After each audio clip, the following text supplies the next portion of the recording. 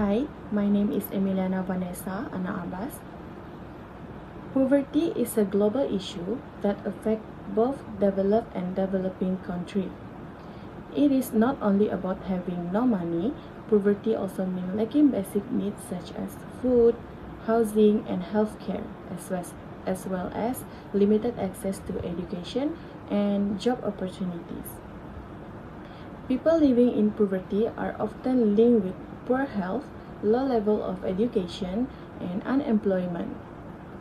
This problem makes it difficult for them to improve their life. Because of this, poverty alleviation is very important.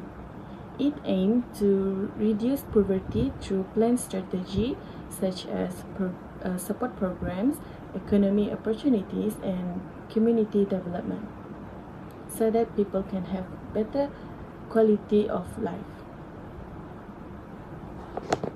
My name is Nurul Izzah binti Sabran. Today, I will talk about literature review on our work. Poverty alleviation refers to efforts to reduce and eliminate poverty. It involves implementing strategies and policies to improve the living standards, access to basic needs, and economic opportunities for people living in poverty. The best solutions to poverty that actually work for the country are to create safe, accessible, and well-paying jobs. CSC Coordination Office 2016 found that poverty is multidimensional, not only income-based. Multidimensional Poverty Index (MPI) includes health, education, living standards. Furthermore, effective poverty alleviation includes jobs creation, education and healthcare access, social safety nets and women empowerment. Long-term and integrated strategies are needed. According to Sustainability Directory 2025, poverty alleviation represents the earnestness to diminish the condition of poverty in societies. In summary, poverty alleviation is a comprehensive and multifaceted effort aimed at improving the quality of life of individuals and communities living in poverty. That's all from me. I will pass to the next presenter. So for our methodology, we use a quantitative research approach. This approach helps us to analyze the statistical data to understand poverty trend in Malaysia more clearly. The data for this study were obtained from the Department of Statistics Malaysia. We choose this source because it provides official and reliable national level data. So the study period covers 2022 until 2024, which allow us to compare the poverty level over time and see any change during these years.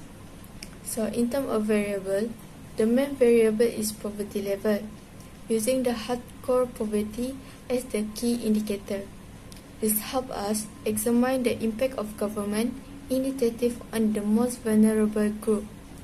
Lastly, we use a descriptive statistic analysis presented through table and graph to make the comparison of poverty trend clear and easy to understand. So that's all for the methodology section. Thank you. Hi, I am Felicia Anak Bibi and I am going to present about the results of our findings. Our findings are basically based on the secondary data of Department of Statistics Malaysia for the period of 2022 to 2024. The focus on our findings are on the poverty trends, income vulnerability, and the impact of government poverty alleviation initiative. The data shows that overall poverty rates in Malaysia declined during this period. This suggests that economic recovery and government intervention have helped reduce the poverty in Malaysia. However, poverty remains persistent among low-income households, especially those with unstable employment and limited education. Rising cost of living has also affected a household financial stability.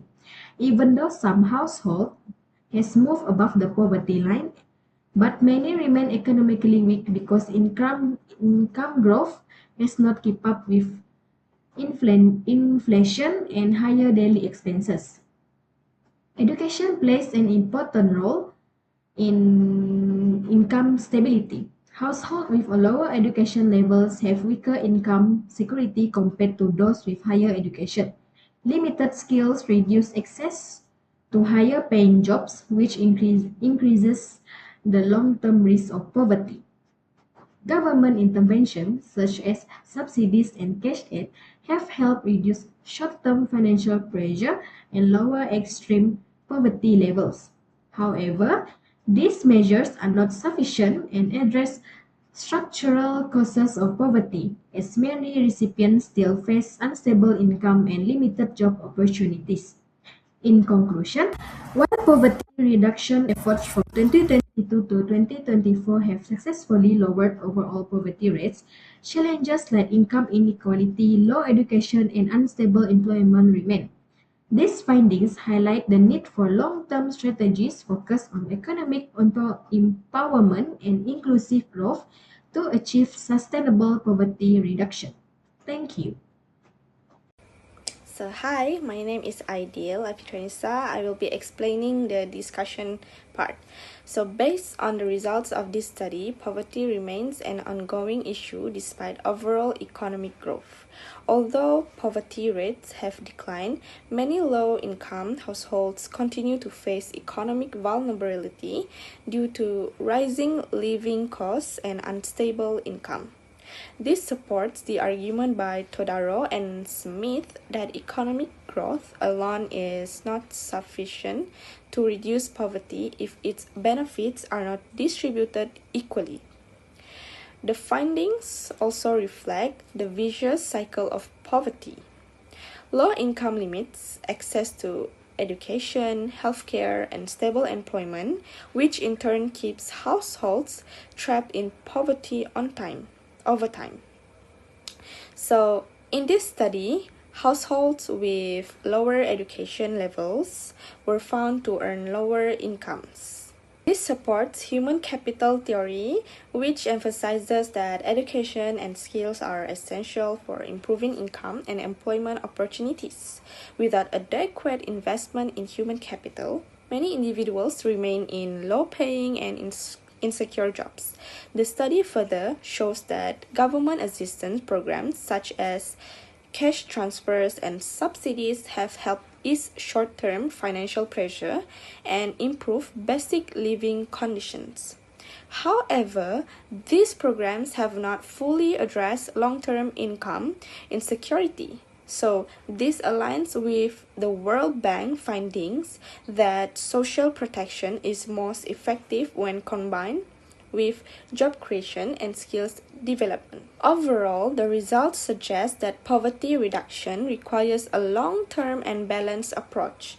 Economic growth must be supported by improved access to education, employment opportunities, and effective social protection to achieve sustainable poverty reduction.